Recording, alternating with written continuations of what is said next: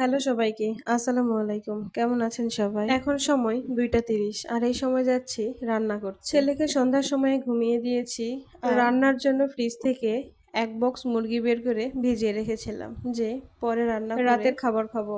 এই ভেবে মাংস ভিজিয়ে রেখে শুয়ে শুয়ে ফোন দেখছিলাম। আর কখন যে এত রাত হয়েছে টেরই পাইনি। আসলে অলস মানুষ হলে যা হয় আর কি।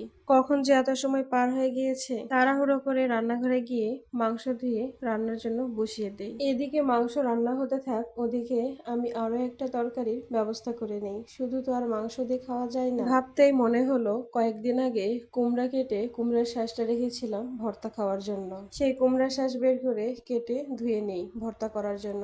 আর আরেকদিকে ভাত বসিয়ে দেই। মাংস রান্না হয়ে গেলে সেই একই কড়াইয়ে কুমড়োর শাঁস ভর্তা দিয়ে দেই। ভর্তা অর্ধেক না হতেই আমার ছেলে উঠে যায় আর তাকে খাওয়াইতে চলে যায়। ভাত খেতে খেতে আমার ৪টা বেজে যায়।